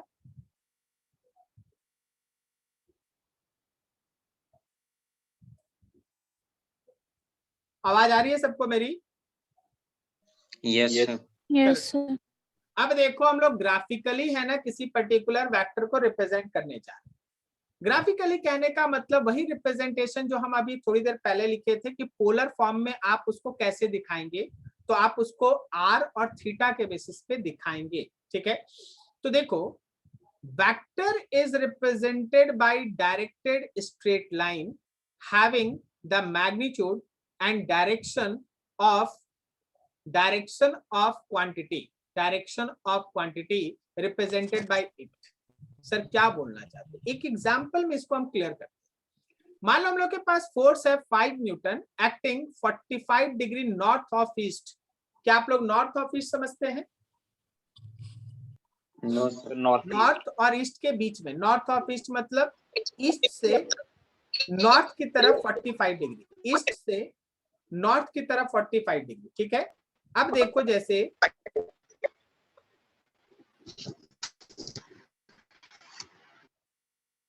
आप पूरा का पूरा डायरेक्शन एक बार देख ले। ये रहा हम लोग के पास कॉम्पास, जिसमें आप पूरे डायरेक्शन को रिप्रेजेंट करता हुआ देख सकते हैं। सबको थोड़ा इस पे फोकस करें। तो नॉर्थ ऊपर है, राइट हैंड साइड में ईस्ट है, लेफ्ट हैंड साइड में ये रहा हम लोगों का नॉर्थ, राइट हैंड साइड में ईस्ट हो गया, नीचे हम लोगों का साउथ हो गया, और इधर है ना लेफ्ट हैंड साइड की तरफ वेस्ट हो गया। अब नॉर्थ और ईस्ट के एग्जैक्ट बीच में नॉर्थ ईस्ट है, ठीक है। नॉर्थ ऑफ ईस्ट, इसको कहते हैं नॉर्थ ऑफ ईस्ट, और ये है ईस्ट ऑफ नॉर्थ। जब आप नॉर्थ ऑफ ईस्ट कहते हैं तो ईस्ट से चलिएगा, जब आप नॉर्थ ऑफ ईस्ट कहते हैं तो आप ईस्ट से चलिएगा नॉर्थ की तरफ। नॉर्थ ऑफ ईस्ट, ईस्ट से चलिएगा नॉर्थ की तरफ। और जब आप बोलते हैं east of north, east of north, तो जो आपको नॉर्थ दिखाई दे रहा है ना, जो आपको नॉर्थ दिखाई दे रहा है वहां से चलना है ईस्ट की तरफ। क्या आपको बात समझ में आई मेरी? यस ठीक है। अब देखो हम लोगों के पास ये रहा नॉर्थ वेस्ट एकदम बीच में, ये रहा साउथ वेस्ट एकदम बीच में, ठीक है। तो डायरेक्शन आपके दिमाग में बना होना चाहिए। हम लोग इस ईस्ट को पॉजिटिव एक्स एक्सिस से भी दिखाएंगे, इस नॉर्थ को हम लोग पॉजिटिव वाई एक्सिस से भी दिखाएंगे, इस वेस्ट को हम लोग निगेटिव एक्स एक्सिस से भी दिखाएंगे, और साउथ को हम लोग निगेटिव वाई एक्सिस से भी दिखाएंगे। बहुत सारे केस में जब हमारा डायरेक्शन एक्स एक्सिस या वाई एक्सिस से रहेगा तो हम लोग एक्स वाई तो इसी तरह से बनाएंगे, ठीक है। अभी हमारा डायरेक्शन ईस्ट और नॉर्थ से है तो उस हिसाब से लेके चलना है। आपको डायरेक्शन समझ में आ रहा है कैसे हो रहा है? अब मेरा वेक्टर क्या बोला गया? मेरा वेक्टर बोला गया कि आपको नॉर्थ ईस्ट के डायरेक्शन में वेक्टर बनाना है, तो आपको नॉर्थ ईस्ट के डायरेक्शन में वेक्टर को ऐसे ड्रॉ करना पड़ेगा। नॉर्थ ईस्ट के डायरेक्शन में आपको ऐसे वेक्टर को दिखाना पड़ेगा, ताकि आप उसके हेड से उसका डायरेक्शन दिखाना। जो हेड आप देख रहे हैं ना, जो हेड आप देख रहे हैं, उस हेड से उसके डायरेक्शन को मार्क करना है, ठीक है। चलो जरा देखो, एक एरो देखो और देख के बताओ कि उसका तुम डायरेक्शन क्या बोलेगा। इस वेक्टर का डायरेक्शन बताओ, इस वेक्टर का डायरेक्शन बताओ। ईस्ट, ईस्ट, ईस्ट की तरफ या पॉजिटिव एक्स की तरफ, सही है। ईस्ट की तरफ या पॉजिटिव एक्स की तरफ, सही है। अच्छा, सब कोई बताइए, इस वेक्टर का डायरेक्शन बताइए, इस वेक्टर का डायरेक्शन बताइए। साउथ वेस्ट, गलत गलत गलत। North east. हाँ बिल्कुल सही, इसका डायरेक्शन नॉर्थ ईस्ट ही है। एरो का हेड देखो, एरो को मत देखो, एरो का हेड देखो। डायरेक्शन के लिए एरो का हेड देखो, एरो को मत देखो। अब देखो, हम यहाँ पे एक वेक्टर ड्रॉ कर दें और उसका एरो ऊपर दे दें, तो बताओ इसका डायरेक्शन क्या है? नॉर्थ वेस्ट, नॉर्थ वेस्ट है, नॉर्थ वेस्ट है। Is this clear? अगर हम यहाँ एक एरो बना दें और एरो नीचे दे दें, इसका डायरेक्शन क्या है? साउथ है। इसका डायरेक्शन साउथ है। आपको एरो हेड को देखना पड़ेगा। नॉर्थ ईस्ट है इसका डायरेक्शन, इसका डायरेक्शन नॉर्थ वेस्ट है, इसका डायरेक्शन ईस्ट की तरफ है, ठीक है। इस तरह से इसका डायरेक्शन नॉर्थ ईस्ट है। So be careful about the arrow head of the vector to show और dictate the direction of the vector. Vector का डायरेक्शन के लिए आपको उसका एरो हेड देखना चाहिए, उसका पोजीशन नहीं देखना चाहिए कि वो कहाँ बना हुआ है। इवन अगर हम यहाँ भी बनाएंगे एक वेक्टर, देखना समझना, अगर हम यहाँ भी एक वेक्टर बनाएंगे तो इसका डायरेक्शन आप क्या बोलते हैं? इसका डायरेक्शन क्या है? ईस्ट ईस्ट की तरफ है, पॉजिटिव एक्स की तरफ है, ईस्ट की तरफ है। Is this clear? Yes sir. तो डायरेक्शन का कॉन्सेप्ट एकदम क्लियर रखना है कि हाँ वेक्टर जब हम ड्रॉ कर रहे हैं तो उसका डायरेक्शन कैसे लेके चलना है। अब यहाँ पे आ जाते भाई अपना जो हम लोग बना रहे थे। कि मेरे पास 5 न्यूटन का एक फोर्स है, 45 डिग्री नॉर्थ ऑफ ईस्ट बनाना है। तो ये रहा हम लोग के पास ईस्ट, ये रहा हम लोग के पास नॉर्थ, तो ये रहा मेरा वेक्टर, ये vector, this is force vector, और ये उसका मैग्नीट्यूड 5 न्यूटन और एंगल है 45 डिग्री नॉर्थ और ईस्ट के बीच। अभी यहाँ पे एक चीज हम इसके साथ आपको ऐड करना चाहेंगे, ठीक है? एक चीज आपको ऐड करते हैं, जरा गौर कीजिए, समझिए। जब आप कोई भी वेक्टर को ऐसे एरो से दिखाते हैं तो एरो का ये टेल कहलाता है और एरो का ये हेड कहलाता है। तो जो अभी आप पढ़ें, हेड हमेशा वेक्टर का डायरेक्शन दिखाता है और टेल हमेशा वेक्टर का स्टार्टिंग पॉइंट दिखाता है कि आप उस वेक्टर को कहां से बना रहे हैं, ठीक है? स्टार्ट यहीं से होगा वेक्टर। और एक चीज बहुत खास, एक चीज बहुत यहाँ पे खास है, और वो है हमारे इस वेक्टर का अपना लेंथ, इस एरो का अपना लेंथ। देखो ये जो लेंथ ऑफ एरो है ना, ये बहुत इंटरेस्टिंग है। ये एक्चुअली वेक्टर के मैग्नीट्यूड के साथ प्रोपोर्शनल होता है। सर इसका मतलब क्या है, थोड़ा और क्लियर कीजिए। जरा हम आपको एक चीज बताना चाहेंगे कि अगर आप 5 न्यूटन का एक फोर्स, अगर आप 5 न्यूटन का फोर्स इतने बड़े एरो से बनाए हैं, तो अगर आप 10 न्यूटन का फोर्स बनाइएगा ना, तो आपको इस एरो का डबल एरो ड्रॉ करके दिखाना पड़ेगा। क्या तुमको मेरी बात समझ में आई? Yes sir. अगर आप 5 न्यूटन के फोर्स को उस एरो से इतने बड़े लेंथ से दिखा रहे हैं, ठीक है, तो आपको 10 न्यूटन उसका दुगना लेंथ से दिखाना पड़ेगा। और अगर आप 15 न्यूटन बताना चाहते हैं तो 3 गुना लेंथ ड्रॉ करना पड़ेगा, ठीक है? और देखो अगर हम उसका हाफ लेंथ ही बनाएं, अगर हम उसका हाफ लेंथ बनाएं, तो ये मेरा एक ऐसा फोर्स होगा जिसका मैग्नीट्यूड होगा 2.5 न्यूटन। क्या तुमको मेरी बात समझ में आई कि लेंथ कैसे प्रोपोर्शनल है मैग्नीट्यूड का? Yes sir. जितना ज्यादा मैग्नीट्यूड उतना बड़ा एरो का लेंथ, जितना कम मैग्नीट्यूड उतना छोटा एरो का लेंथ, जितना ज्यादा मैग्नीट्यूड उतना बड़ा और जितना छोटा उतना कम मैग्नीट्यूड। ओके, और एरो तो समझ गए हम लोग, एरो तो हमारा डायरेक्शन है, ठीक है? तो हमारे वेक्टर्स को रिप्रेजेंट करने में आपको इनका सहारा लेना पड़ता है। वेक्टर्स का रिप्रेजेंटेशन कोऑर्डिनेट सिस्टम, पोलर और एंगुलर कोऑर्डिनेट सिस्टम में हम लोग इस तरीके से करते हैं, ठीक है? चलो थोड़ा और आगे बढ़े भाई, एक एक करके देखते चले। क्या किसी को दिक्कत यहाँ तक? सर तो उसका लेंथ के लिए कुछ स्केल होगा ना सर? क्या बोले? सर वो मतलब वो उस लाइन का लेंथ के लिए कुछ स्केल होगा ना कि 5 न्यूटन के लिए कितना ना बिल्कुल सेंटीमीटर नहीं, ड्रॉ? बिल्कुल नहीं, बिल्कुल नहीं, वो स्केल है ही नहीं, वो स्केल आपके हाथ में है। आप बोलिएगा सर हम देखिए सर मेरे पास जगह कम है सर, हम इसी को 5 न्यूटन बोलेंगे। बोले वेरी गुड, कोई दिक्कत नहीं, बस तुम इसको 5 न्यूटन अगर बोलेगा तो 10 न्यूटन के लिए इसका दुगना और 20 न्यूटन के लिए इसका 4 गुना लेंथ बनाना। बोलो समझ गया? यस ये कुछ भी फिक्स नहीं है कि कितना बड़ा को 1 न्यूटन बोलना है, कुछ भी फिक्स नहीं है। बस आपके हाथ में है कि आप अगर इसको 5 न्यूटन बोल दिए तो 10 इसके कंपैरिजन में दुगना और 20 इसके कंपैरिजन में 4 गुना रफली आना चाहिए। हम उसमें बोल रहे रफली है, एग्जैक्ट नहीं होता कोई। हम लोग तो जब इतना बनाना स्टार्ट करेंगे ना तो इसमें एग्जैक्ट नहीं होगा, बात समझे? लेकिन आपको एक आइडिया तो दिया जाए ना कि छोटा एरो का मतलब और बड़े एरो का मतलब क्या होता है। बात समझ गया सब कोई? Yes sir. ठीक है, तो वेक्टर का ये छोटा सा रिप्रेजेंटेशन था, बहुत सारा चीज। अभी देखो जैसे हम लोग के पास यहाँ पे एक चीज दिखा दिया कि वो जो हम लोग अभी छोटा सा रिप्रेजेंटेशन दिखाए थे, वो रिप्रेजेंटेशन ऐसे है कि 45 डिग्री एंगल पे है और ये 5 न्यूटन उसका मैग्नीट्यूड है, एरो का लेंथ है, हेड जो है वो 45 डिग्री एंगल पे है और उसके बाद टेल यहाँ से स्टार्ट है एंड सो ऑन ये हम लोग कर रखे हैं, कोई इशू है नहीं, हम लोग कर रखे हैं, ठीक है? तो वेक्टर्स अब चलिए भाई हम लोगों के पास आ गया है वेक्टर्स के अंदर का कुछ टर्म्स। कौन कौन सा टर्म इन्वॉल्व होता है, कुछ लिखा रहे, पैरेलल वेक्टर लिखा रहे, एंटी पैरेलल वेक्टर लिखा रहे, तो इन सब का मतलब क्या होता है? तो पैरेलल वेक्टर का मतलब वही होता है जो तुम पैरेलल का मतलब जानता है, जो वेक्टर्स आपस में एक दूसरे के साथ सेम डायरेक्शन शो करता है। बस हम सेम डायरेक्शन वर्ड बोल रहे हैं, मैग्नीट्यूड सेम नहीं बोल। सेम डायरेक्शन शो करता है, याद रखना, they are said to be parallel vectors.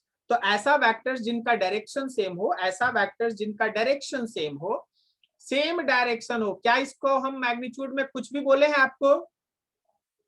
No sir. कौन कम कौन ज्यादा इससे मतलब नहीं है, बस दोनों का एरो हेड सेम होना चाहिए, डायरेक्शन सेम होना चाहिए। अगर वेक्टर्स का डायरेक्शन सेम है, एरो हेड सेम दिख रहा है, तो ध्यान रखना कि they are said to be parallel vectors. And so for the anti-parallel vectors, these are very simple words, आप सुनेंगे आपको समझ में आने लगेगा। These are said to be anti-parallel vectors. Anti-parallel vectors. Anti-parallel vectors have opposite direction. Anti-parallel vectors have opposite direction. Okay. And in vector, सुनना, बहुतों को बहुत दिन तक डाउट रह जाता है। In case of vector, negative sign only have meaning of its direction. जैसे अगर हम लिखते हैं एक फोर्स F1, सुनना बहुत ध्यान से, F1 लिखा गया है 5 न्यूटन, ठीक है, और हमारे पास और एक डायरेक्शन है, मान लो जैसे हम यहां लिख दिए हैं प्लस एक्स एक्सेस। तो जब हम F2 लिखेंगे, F2 हम लिखेंगे 5 न्यूटन और डायरेक्शन देंगे माइनस एक्स एक्सिस, क्या बोलता है, दोनों पैरेलल वेक्टर है या anti parallel? Anti parallel. Anti parallel है। दोनों का मैग्नीट्यूड सेम है या डिफरेंट? नहीं पता। नहीं अरे पता है तो 5-5 न्यूटन लिखा हुआ, पता है भाई? यस सेम है सर, सेम है। पता है, वो वाला। 5-5 न्यूटन लिखा हुआ, दोनों का मैग्नीट्यूड पता है, सेम है। लेकिन वेक्टर फॉर्म में जब हम इसको लिखेंगे ना, तो पता हम कैसे लिखेंगे कि F1 जो है वो हमारे F2 के साथ माइनस रिलेशन रखा है, माइनस। अच्छा, ये माइनस क्या हो गया? ये माइनस बस केवल और केवल डायरेक्शन के लिए काम आ रहा है। जब आप लिखते हैं कि F1 is equal to minus F2 है, इसका मतलब है कि दोनों का मैग्नीट्यूड सेम है। और माइनस साइन क्या बताया, बोलो? Sir opposite in direction. Opposite in direction बताया। वेक्टर में माइनस, वेक्टर में माइनस अपोजिट इन डायरेक्शन बताता है, ठीक है। Opposite in direction use negative sign. Opposite in direction के लिए क्या करना है, क्या करना है, बोलो बोलो? नेगेटिव साइन को यूज करना है, नेगेटिव साइन को यूज करना है। अच्छा, अगर हम मान लो A का मैग्नीट्यूड लिख देते हैं 8 और B का मैग्नीट्यूड लिख देते हैं सपोज 12 लिख देते हैं, थोड़ा बड़ा दिख रहा है, तो क्या सबको तैयार रहना, सबको तैयार रहना, क्या हम B को A का 3/2 टाइम्स लिख के माइनस लगा दें? Yes sir. बोलो बोलो, किसी को कोई डाउट समझ में आया? हम कैसे 3/2 लगा के माइनस लगा Yes, दिए? sir. 3/2 क्यों लगाएं, बोलो तो? 3/2 क्यों लगाएं? क्योंकि मैग्नीट्यूड जो A का 8 था वो है ना B के लिए 12 हो जाए, 2/3 टाइम्स 12 हो जाए। समझ में आया सबको? 12 हो जाए। और माइनस साइन क्यों लगाए, माइनस साइन क्यों लगाए, बोलो बोलो? Sir because both are opposite in direction. Both have opposite in direction. तो ये सब जब लिखा रहेगा ना, तो आपको खुद से ही दिमाग दौड़ा लेना है कि ये क्या कहना चाह रहा है। आपको मेरी जरूरत नहीं होनी चाहिए, आपको खुद से ही दिमाग दौड़ा लेना है। चलो थोड़ा सा काम हम लोग ऊपर भी कर लेते हैं, इस पे भी कर लेते हैं। सेम डायरेक्शन है तो दोनों का साइन सेम होगा। अब मैग्नीट्यूड में थोड़ा काम कर लेते हैं भाई। मान लो A को 10 लिख देते हैं और B को लिख देते हैं, सपोज थोड़ा एग्जैक्ट स्केल में तो नहीं है लेकिन बताने के लिए यहाँ 20 लिख देते हैं। तो क्या हम ऐसे लिख सकते हैं कि B is nothing else but simply 2A? Yes sir. क्या Yes, सबको मेरी बात समझ में आ रही है? Yes, sir. Yes. हाँ, Yes, sir. दोनों का साइन सेम होने की वजह से वी कैन से दैट कि both have same direction and the magnitude of B is twice the magnitude of A. Magnitude of B is twice the magnitude of A. Is this clear? Yes sir. Yes, sir. Yes, sir. इस frame में जो अभी दिखाई दे रहा है, जिसके सामने हम भी खड़े हैं, क्या किसी को कोई डाउट है? क्या किसी को डाउट है? कुछ तो बोलो, नहीं तो आगे बढ़ेंगे। No doubt sir. गुड, चलो भाई आगे। Equality of vector, can you understand this particular simple सा equation? Yes sir. Yes, both sir. Vectors है, किसका मैग्नीट्यूड ज्यादा या कम या इक्वल? बोलो फटाफट। Sir equal. Equal. Equal magnitude और डायरेक्शन दोनों का इक्वल सेम। सेम। तो equality of vectors, two vectors are said to be equal if they have same direction and same magnitude, if they have same direction and same magnitude. Is this clear ना? Yes, sir. Yes, sir. अब आया हमारे पास negative vector, जिसके बारे में हम लोग already बात कर चुके हैं कुछ। निगेटिव वेक्टर्स का मतलब यहाँ पे मैग्नीट्यूड से लेना देना नहीं होता। निगेटिव वेक्टर्स का मतलब होता है बस opposite in direction. Can you say that what is the meaning of this equation और this equation? Sir, both are opposite in direction. Both Sir, vectors both have. are- What about magnitude? What about magnitude? Sir, different magnitude. No, they have same magnitude. They have same magnitude, but the direction is opposite, na? Yes, sir. Yes, sir. Once you say that कि vector A is minus vector B, there is no further, मतलब आपको यहाँ दिख रहा है ना कि A और B का मैग्नीट्यूड सेम है, लेकिन निगेटिव साइन बस ये बताया कि दोनों का डायरेक्शन क्या है, अपोजिट है। ठीक है, A का जो डायरेक्शन है B अपोजिट में है, या B का जो डायरेक्शन है A अपोजिट में है। तो यहाँ पे दोनों वेक्टर का इक्वल मैग्नीट्यूड है, लेकिन बस डायरेक्शन अपोजिट है। इज दिस क्लियर ना? Yes, sir. सर अगर अनइक्वल मैग्नीट्यूड होगा तो सर उसको कैसे रिप्रेजेंट करेंगे? तो यहाँ क्या किया, यहाँ अनइक्वल नहीं किया, 8 और 12 यस सर, समझिए सर। है ना, कर लिया ना? Yes sir. ठीक है, अभी देखो आगे थोड़ा और बढ़ते हैं, एक एक पे काम करते चलना है। चलो देखो अब यहाँ पे समझो ध्यान से। ठीक है, आगे हम लोगों के पास वेक्टर जिसमें हम लोगों को है ना एंगल के साथ उसको रिप्रेजेंट करना है, एंगल के साथ उसको रिप्रेजेंट करना है। तो वेक्टर है और उसके बाद है ना उसके पास एक एंगल बना हुआ है, एंगल के साथ उसको रिप्रेजेंट करना है। जस्ट एक मिनट।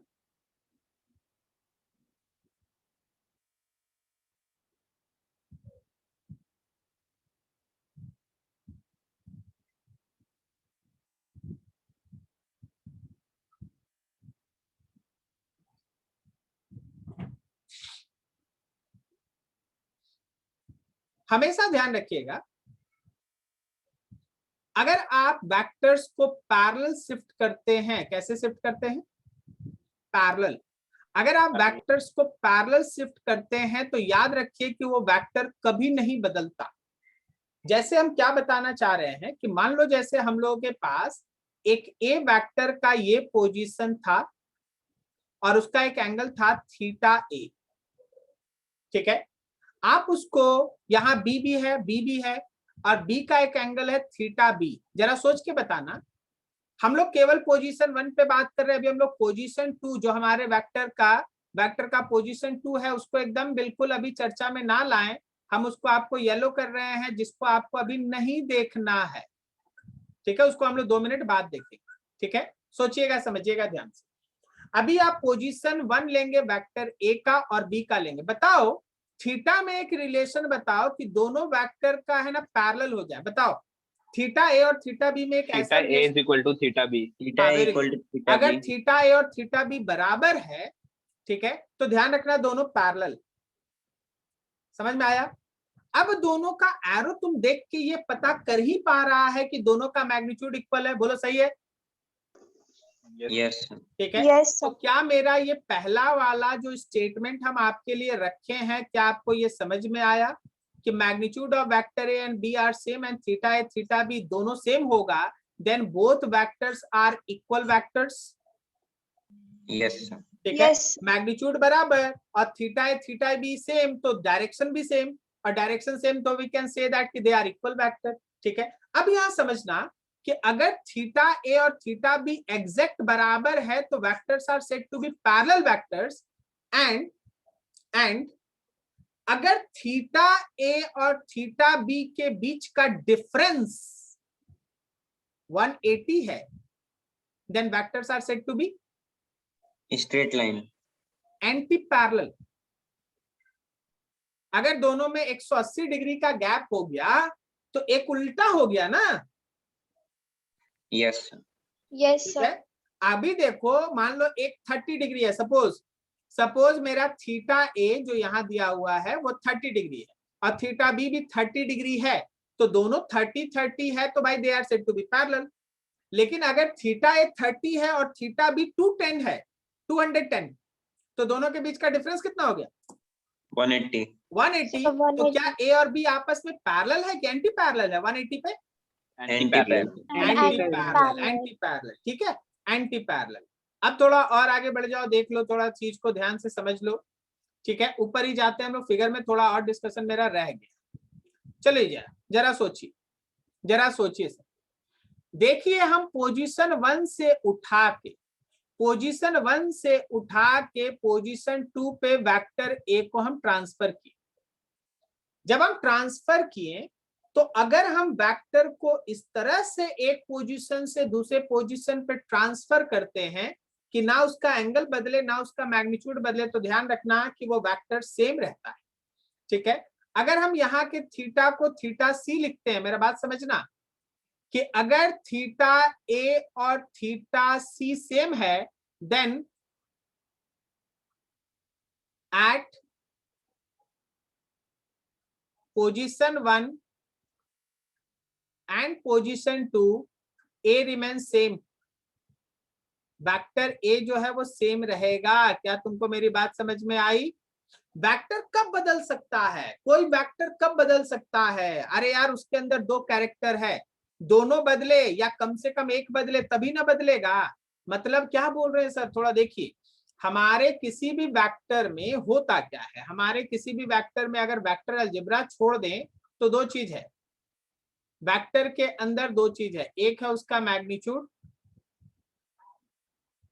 और एक है उसका direction. Is this clear? Vector algebra छोड़ दो, वो अलजेब्रा जब आएगा तब देखेंगे। तो आखिर any vector can be changed, any vector can be changed. आप किसी वेक्टर को कैसे चेंज कर सकते हैं? कोई बताओ जी, कोई बताओ, किसी वेक्टर By को बदलना changing है। the magnitude or direction. जब मैग्नीट्यूड या डायरेक्शन में जब चेंज होगा तब चेंज होगा। बिल्कुल सही।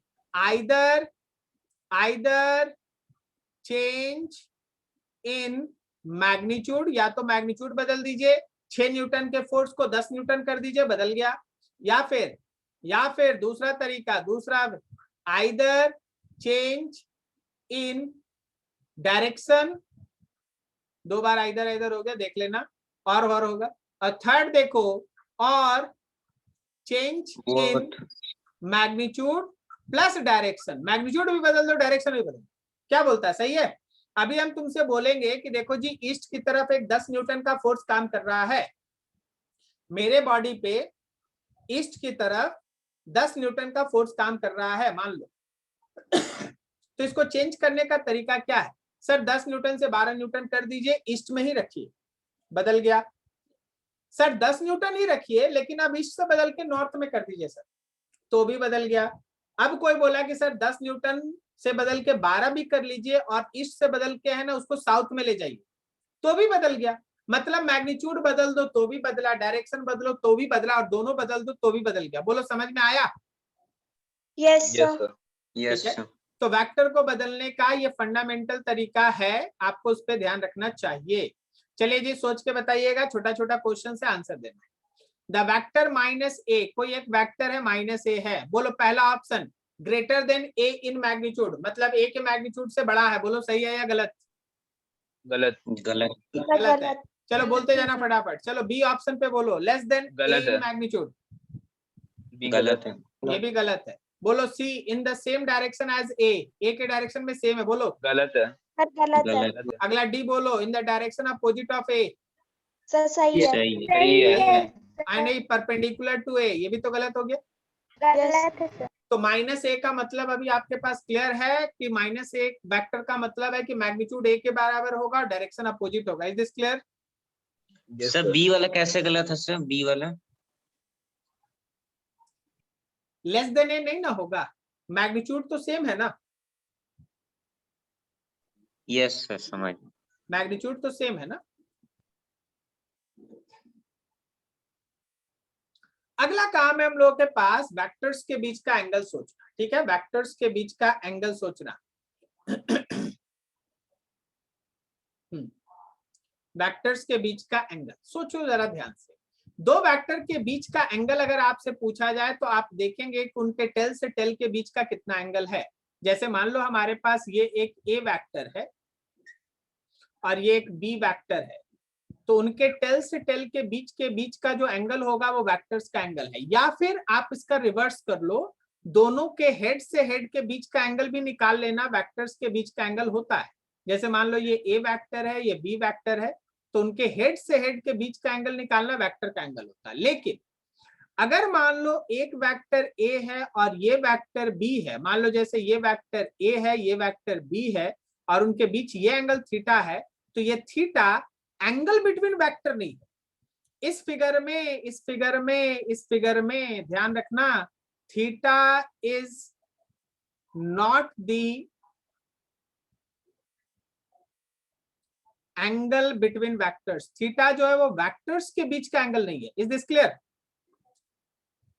यस कब वेक्टर्स के बीच का एंगल होगा? जब हमारे दोनों के टेल से टेल को आप मिलाएंगे तो उनके बीच का एंगल वेक्टर का एंगल होगा, या दोनों के हेड से हेड के बीच का एंगल वेक्टर का एंगल होगा। क्या तुमको समझ में आ रही है? यस ठीक है। कभी भी है ना ऐसे रैंडम काम नहीं करेंगे कि कौन क्या मूव कर रहा है। अभी जरा देखो, अभी एक इक्विलैटरल ट्रायंगल है, वर्ड है हम लोगों के पास इक्विलैटरल ट्रायंगल। सो ऑब्वियसली आप समझ रहे हैं कि जो एंगल आपको दिखाई दे रहा है इसको भी आप 60 बोल सकते हैं, ये भी आपके पास 60 है, और ये एंगल भी आपके पास 60 है। बोलो समझे? इक्विलैटरल से आपको इतना समझना होगा ना, ठीक है? यस अब बताओ what is the angle between A B vector and A C vector? 60 degree.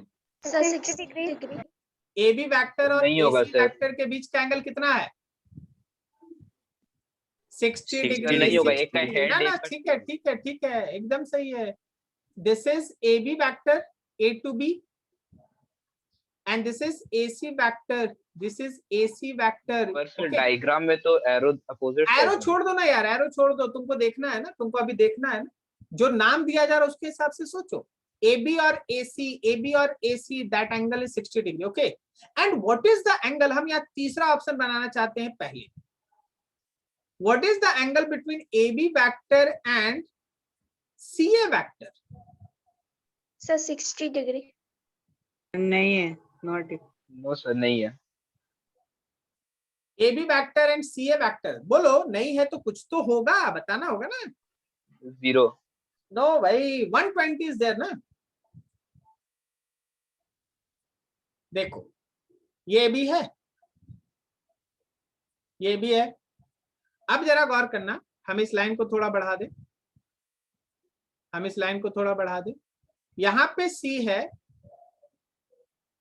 और इधर A है, ये एंगल 60 है। लेकिन अभी तो आप सीखे ना, अगर वेक्टर को पैरेलल शिफ्ट कर देते हैं, अगर वेक्टर को पैरेलल शिफ्ट कर देते हैं तो उस पर कोई इफेक्ट नहीं पड़ता।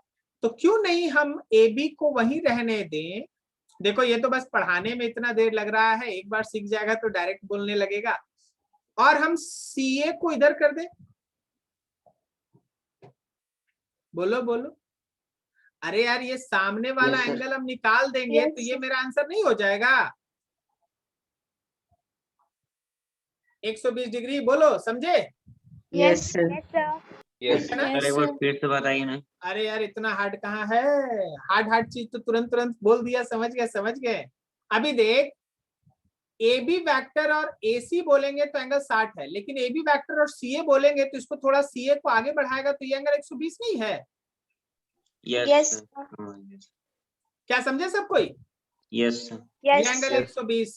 This is the basic fundamental. तो वेक्टर्स के बीच का आपको एंगल इस तरीके से सोचना होगा। चलो ये वाला सोच के बता दो फटाक से। AB वेक्टर और BC वेक्टर के बीच का एंगल बोलो। 60 डिग्री। 60 डिग्री। अरे सर तुम 60 गलत कर रहा भाई, गलत कर रहा है। 120। सर 120। 120. आप देखिए, ये रहा आपका AB वेक्टर और ये है आपका BC वेक्टर। आप कैसे कह सकते हैं कि ये 60 डिग्री उनके बीच का एंगल है? आपको तो इसको आगे बढ़ाना पड़ेगा ना, और ये बाहर वाला जो एंगल आएगा वही ना उसका आंसर होगा। अरे बोलो बोलो, समझा? यस Yes, समझ गया। yes, sir. किसी को कोई डाउट? नाम बोलो फटाक से, क्या दिक्कत? बोलिए तो आप, हम आपको क्लियर कर रहे हैं ना, बोलिए आप। कोई दिक्कत किसी को? सर तो दोनों का हेड जैसे या हेड दोनों या दोनों का टेल कहाँ मैच हो रहा है सर? क्या बोले? सर मतलब हम लोग अच्छा, ठीक। पहले एकदम सीखे सही, कि सर एकदम सही। थोड़ा लॉजिकल भी बना जाता है, मेरी बात को समझा जाता है। अगर हम यहाँ वाले वेक्टर जो हम लोगों के पास था सीए वेक्टर, ये सीए था ना, हम अगर इसको उठा के यहां से आगे खिसका दे तो क्या मेरा सीए वेक्टर बदलेगा? नो सर, नहीं बदलेगा। तो अब बता जरा, जब यहीं से तुम ए बी ड्रॉ किया और यहीं से सीए आ गया तो क्या इनके बीच का एंगल 120 नहीं होगा? यस सर, समझिए सर। आप अगर इसको नियम कानून में बांधना चाहते हैं तो चलिए आपके लिए हम एक नियम कानून बना देते हैं कि जब किसी वेक्टर का हेड किसी दूसरे वेक्टर के टेल से टकरा जाए, मान लो जैसे ए है और बी है और उनके बीच का एंगल थीटा है, देन देखिए, then angle between A and B, angle between A and B is 180 minus theta. बोलो समझा? यस सर, समझ। Yes sir. अगर Yes. कभी भी वेक्टर का हेड और टेल इस तरह से टकरा जाता है तो वेक्टर्स के बीच का एंगल आप 180 में से थीटा माइनस कर देंगे, आपको उनके बीच का एंगल मिल जाएगा। क्या आपको मेरी बात समझ में आई? ये टॉपिक क्लियर है सबका? Yes Yes, sir. Laws of addition and subtraction of vector, क्या तुमको पता चल रहा है? तुम वेक्टर अलजेब्रा में इंटर करने जा रहा है। Yes Yes, sir. ठीक है, तो अभी तक हम लोग छोटा छोटा चीज पढ़ रहे थे, आगे भी बहुत सारा चीज है, धीरे धीरे आते रहेगा, लेकिन एक चीज अभी आपके सामने स्टार्ट हो गया और वह हमारा वेक्टर का छोटा सा अलजेब्रा फॉर्म। ठीक है, laws of addition and subtraction of vector, vectors को ऐड और सब्सट्रैक्ट करने का तरीका, जिसमें सबसे पहला चीज बहुत बेसिक चीज है वो है triangle rule of addition. Vectors को ऐड करने का ट्रायंगल लॉ, इसको आप triangle law of vector addition भी कहते हैं। इसमें कुछ स्टेप्स है जिसको आपको फॉलो अप करना पड़ता है। ठीक है, steps for adding two vectors representing same physical quantities by triangle law. ये वर्ड बहुत इंपॉर्टेंट है, सेम फिजिकल क्वांटिटीज को ही आप ऐड और सब्सट्रैक्ट करते हैं। अगर किसी के दिमाग में ये आ रहा है कि वो फोर्स और वेलोसिटी को ऐड कर देगा तो ये पॉसिबल काउंट नहीं होगा। बोलो क्यों नहीं काउंट होगा? पिछला चैप्टर कौन सा बात पढ़े आप? प्रिंसिपल ऑफ होमोजेनिटी, याद आया? सेम डायमेंशन या same physical quantities can be added और subtracted to get same physical quantity. मतलब अगर आप वेक्टर्स को जोड़ रहे हैं तो वेक्टर सेम फिजिकल क्वांटिटी का होना चाहिए। कहने का मतलब फोर्स को आप फोर्स के साथ जोड़ेंगे, वेलोसिटी को आप वेलोसिटी के साथ जोड़ेंगे या सब्सट्रैक्ट करेंगे। ठीक है, ऐसा नहीं कि आप फोर्स और वेलोसिटी जोड़ने निकल जाएं और कोई भी दो डिफरेंट काइंड ऑफ वेक्टर्स को आप ऐड करें, ये तो पॉसिबल ही नहीं है। फोर्स में हमेशा फोर्स ही जुड़ेगा, वेलोसिटी में हमेशा वेलोसिटी ही जुड़ेगा। तो याद रखना, इन लाइंस का बहुत गहरा मीनिंग होता है और उन लाइंस को समझना पड़ता है। देखो क्या लिखा गया, एडिंग टू वेक्टर्स। अब कोई बोलेगा सर ठीक है, टू वेक्टर जोड़ना है तो फोर्स और वेलोसिटी जोड़ देता है। कैसे जोड़ देगा यार? ठीक है, हमेशा एडिशन तो होता है सेम फिजिकल क्वांटिटीज का। सेम फिजिकल क्वांटिटी मतलब फोर्स के साथ फोर्स, वेलोसिटी के साथ वेलोसिटी, एक्सेलरेशन के साथ एक्सेलरेशन। ठीक है, और कोई भी एक वेक्टर तो वही दूसरा वेक्टर ऐड होना चाहिए। कैसे ऐड करेंगे? Keep vectors such that tail of one vector coincide with head of other। इसको हम लोग कहते हैं कि देखो, एक वेक्टर का हेड बनाओ और दूसरे का टेल बनाओ। जैसे ये ए वेक्टर है तो ये बी वेक्टर है, ऐसे बनाना है। ठीक है, join tail of first to head of other by a line with a arrow at head of the second. जरा गौर करना, क्या बोला गया है? तुमको ये बोला जा रहा है कि आप एक नए वेक्टर से पहले वेक्टर के टेल को और दूसरे वेक्टर के हेड को ज्वाइन करें। ये एक नया वेक्टर है सी। ठीक है, अब आगे, this new vector is the sum of two vectors और it is also called resultant. तो यहां जो आप सी बनाए ना, जो पहले वेक्टर का टेल और दूसरे वेक्टर के हेड को दिखाया, वही सी हमारा रिजल्टेंट वेक्टर होगा।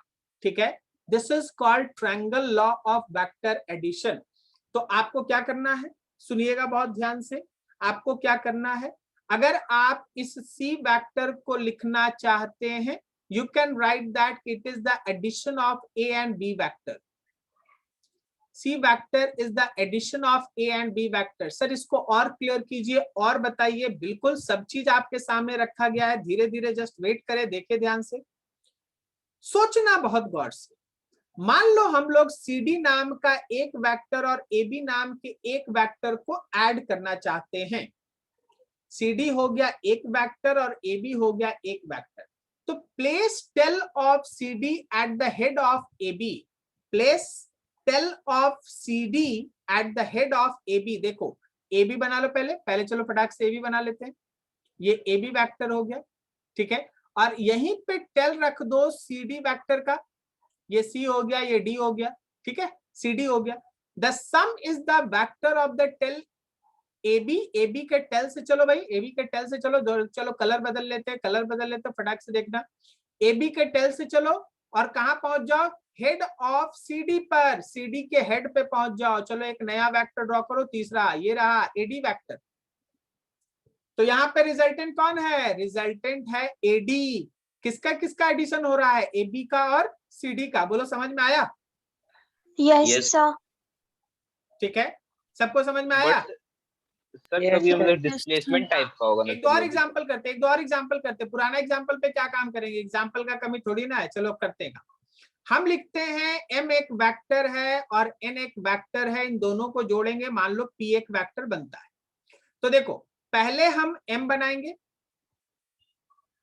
M वेक्टर, M के हेड पे N का टेल रख देंगे, N वेक्टर, और M के टेल से N के हेड को मिला देंगे, एक नए कलर से ड्रॉ कर देते हैं। रिजल्टेंट को हमेशा हम ट्राई कर रहे हैं ग्रीन से ड्रॉ करने का। ये रहा एक नया वेक्टर P वेक्टर। बोलो समझे अब? Yes, sir. Yes sir. चलो तुम लोग बताना, ठीक है, तुम लोग बताना। इसमें हम अभी तुमसे कुछ पूछ रहे हैं। चलो एक नया क्वेश्चन, नया एग्जांपल। मान लो जैसे हम लोग के पास एक है S वेक्टर, एक है Q वेक्टर, और ये दोनों मिलके बन गया मान लो R वेक्टर। तो बताओ कैसे बनाए, कोई भी एक आदमी बोलो, हम वैसे ही ड्रॉ करेंगे। तो पहले एस वेक्टर बनाएंगे S। चलो बना लिए, वेट, धीरे धीरे बोलते हैं। चलो S वेक्टर बना लिए, बोलो आगे। सर उसका फिर हेड Q से वेक्टर बनाइए, एक और उसका टेल बनाएंगे, Q के टेल से वहां बना लिए, ठीक है। अब बोलो किसको मिलाएं, फिर tail of S and head of Q। S के टेल को Q के हेड से मिला दें तो ये R वेक्टर हो जाए। Yes. Yes, sir. क्या सबको समझ में आया? Yes, sir. Yes this is called triangle law of vector addition. इसको हम लोग triangle law of vector addition कहते हैं। देखिए कुछ स्टेटमेंट होता है ट्रायंगल लॉ का, हम आपके सामने वो धीरे धीरे स्टेटमेंट लिख रहे हैं, जरा गौर करना। ट्रायंगल लॉ ऑफ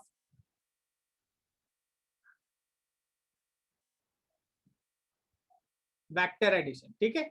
ये triangle law of vector addition क्या है, थोड़ा सुनिएगा समझिएगा। when two vectors represents two sides of any triangle taken in same order। बताओ तो जरा सोच के, ये same order, taken in same order में हम क्या बोलना चाहते हैं? Taken in Tail same to order, head। बोलो। Sir same quantity. टेल से हेड। हाँ बिल्कुल सही, एकदम सही बोला। जैसे एक का हेड आ रहा है, दूसरे का टेल स्टार्ट हो जाए, they are said to be in same order. एक का हेड से दूसरे का टेल मिले, they are said to be in same order. Okay, ठीक है। when two vector represents, spelling ठीक कर लेना, two sides of any triangle taken in same order, then third closing side of triangle will represent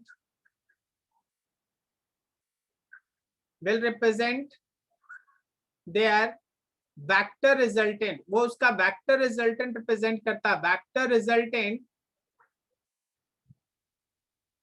taken in opposite order, आपको उल्टा order में लेना पड़ेगा। टेकन इन अपोजिट ऑर्डर, कोई बताओ इस अपोजिट ऑर्डर में हम तुमको क्या बोलना चाहते हैं, या स्टेटमेंट क्या कहना चाहता है आपको? टेल से head, join to head. Tail to tail, देखो यहाँ अपोजिट ऑर्डर है, देखो टेल से टेल है ना, और यहाँ हेड से हेड है अपोजिट ऑर्डर, और यहाँ सेम ऑर्डर है, इसको सेम ऑर्डर कहा जाता है, सेम ऑर्डर, हेड टेल, और ये opposite order tail tail, head head, opposite order. समझ में आ रहा है? Yes sir. ठीक है, तो ये है पूरा ट्रायंगल ऑफ वेक्टर एडिशन। अगर दो वेक्टर ट्रायंगल के दो साइड्स को रिप्रेजेंट करता है सेम ऑर्डर में, जहां एक का हेड खत्म हो दूसरे का टेल स्टार्ट, तो जो तीसरा वेक्टर आप बनाते हैं अपोजिट ऑर्डर में, वो उन वेक्टर्स का रिजल्टेंट है। जैसे यहाँ पे R is the resultant of S vector and Q vector. I hope so किसी को कोई डाउट नहीं होगा। No sir. No sir. इसी तरह का एक और लॉ है जो इस ट्रायंगल लॉ से ही मिला जुला है, एकदम वही है ही, बस इसमें पॉलीगॉन है। वहां 3 साइड था, यहाँ बहुत सारा साइड्स, बहुत सारा साइड्स। ठीक है, this law is used to for adding more than 2 vectors. देखो 2 वेक्टर को ऐड करना है, ट्रायंगल लॉ लगा दो, लेकिन 2 वेक्टर से ज्यादा का अगर एडिशन है तो this is extension of triangle of addition. We keep arranging vectors, जैसे एक का हेड दूसरे का टेल, एक का हेड दूसरे का टेल, अगला हेड अगला टेल, अगला हेड हेड, सबको अरेंज कर दिए, और फिर पहले वाले वेक्टर के टेल को पकड़े और सबसे लास्ट वाले वेक्टर के हेड को पकड़े, उसको मिला दी, वो कहलाया रिजल्टेंट। आप इस फिगर को देखिएगा। चलिए देखिए, हम बड़ा फिगर बनाते हैं। चलिए यहां देखिए, पहले बनाए ए,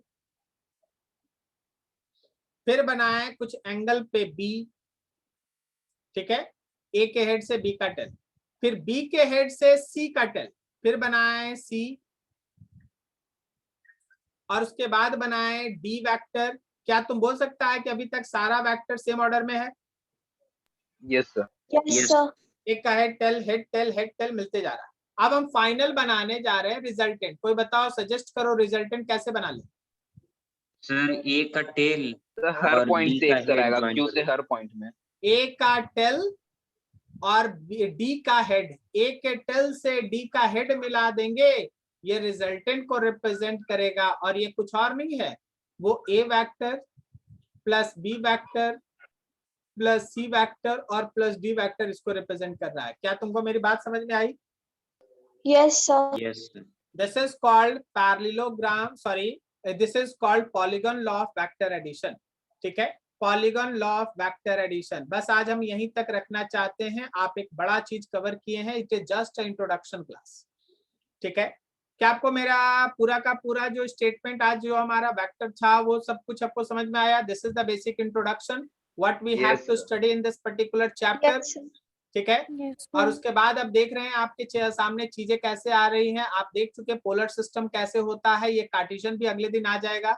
अभी आप एडिशन में देख रहे हैं कि कैसे आप ट्रायंगल और पॉलीगॉन लॉ लगा रहे हैं, तो एक एक करके चीजें है ना सामने आ रहा है। समझ में आ रहा है सब कुछ?